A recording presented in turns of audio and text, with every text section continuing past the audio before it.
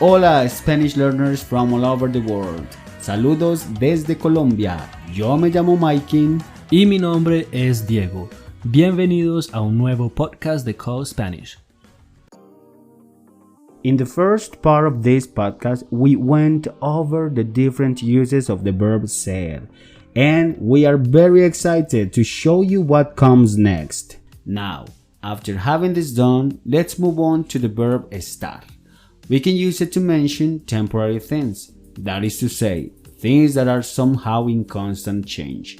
This verb has 5 different uses and we're going to talk about them right away. Number 1. Emotions and feelings. There are lots of situations that put you in different emotional states, but it doesn't mean that you will feel the same way for a long time. You may be very happy, but later you won't be that happy. For example, estoy nervioso. I am nervous. Estoy decepcionado. I'm disappointed. Something happens to you that makes you feel that way. However, once this event is over, you won't feel the same anymore. Number 2. Action in progress. When you are doing an activity in a specific moment, you will have to stop at some point in the future. This means that this action is being done till you stop and a new one begins. For example, tú estás esperando. You are waiting. Tú estás hablando. You are talking. As you notice, you won't be waiting or talking non-stop for a long time, and at a certain point you will be doing something different. Number 3. Health and body condition. When you get sick or have a physical issue due to an accident or excessive work or exercise, your body changes its natural state. Most of the time, it does change, but just for a short period of time, and then it goes back to normal. For example, él está cansado. He is tired. Ella está enferma. She is sick. Being tired is something that is not going to last forever. After some rest, you will get your energy back. The same happens if you are sick. You will get better soon, considering that it is not a chronic or terminal illness. Number 4. Location. If you want to say where you are, use estar. In this case, you won't stay permanently in the same place because now you could be there and a moment later somewhere else. For example, estamos en el estadio. We are at the stadium. Estamos en la casa. We are at home. Number 5. To emphasize on something.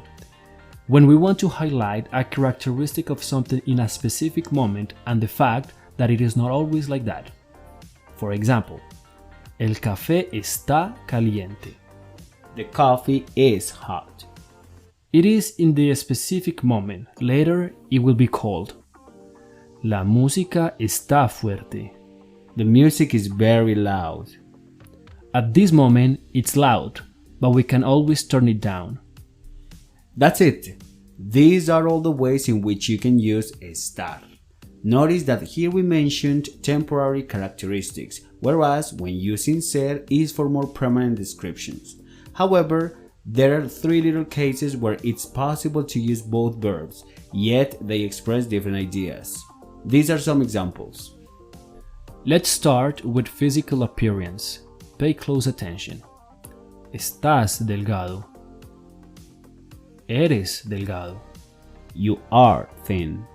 In the first case, estás delgado refers to a change in your body. Maybe you didn't used to be thin, but now you are. In the second one, eres delgado is the way you've always been. Ella está guapa. Ella es guapa. She is gorgeous. Ella está guapa. In this specific moment, she's looking good. And ella es guapa means that she is physically attractive and beautiful. Now, let's continue with marital status. You can say, ellos están casados. Ellos son casados. These two examples mean that they are married. In this case, these two ideas express the same. They are interchangeable. Yo estoy soltero. Yo soy soltero. I'm single. In this specific situation, the first example expresses the idea of I am single now. Maybe I was in a relationship but it is over. Whereas in the second one, I've been single for a long time.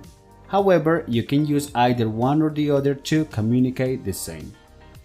The last case has to do with age. It is a relative aspect because a person may be young for some people, but old for others. A 30-year-old person is young for a 50-year-old man or woman, but the same person might be old for a teenager. That's why age is relative. So in Spanish this is similar. Listen to this. Él es joven. Él está joven. He is young. Él es joven refers to the perception we have of that person, whereas él está joven means that he is still young to do a certain activity despite his age. This is everything you should know about how to use ser and estar in Spanish. Now you are aware of using them properly since they are not that hard to assimilate. All you have to do is to think about the simple fact that ser is for permanent ideas and estar for temporary ones. Take into consideration a very few exceptions as we just mentioned before. Now it's time for you to put into practice what you learned and know about these verbs. Listen to the following sentences and based on what we said before, choose which idea is temporary and which one is permanent. Él es abogado. He is a lawyer. Él está trabajando. He is working.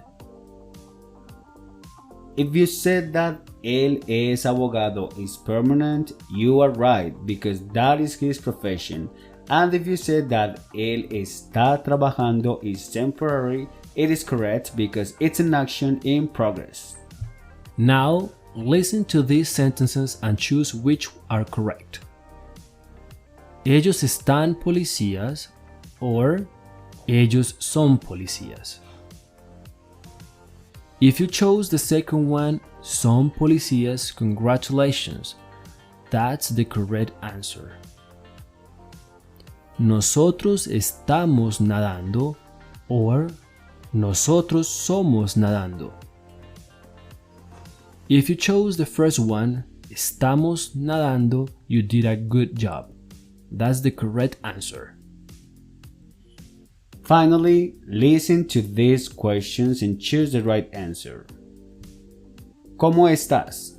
How are you? Estoy contento. I'm happy. Soy alto. I'm tall.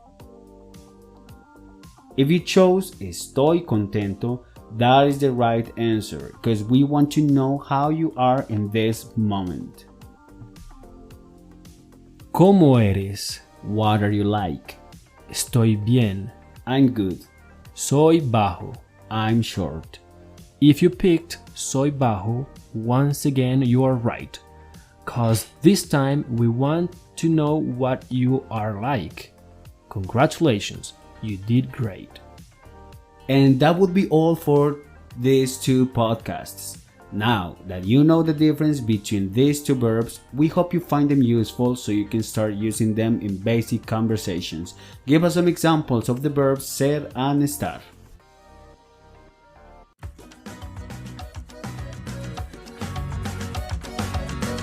Do you want to expand your knowledge and practice more about these or other topics? We invite you to meet our experienced professional Colombian tutors. All you have to do is to visit Cospanish.com and book a lesson with any of them. We're waiting for you. Challenge yourself and start speaking Spanish. Gracias por escuchar y hasta la próxima.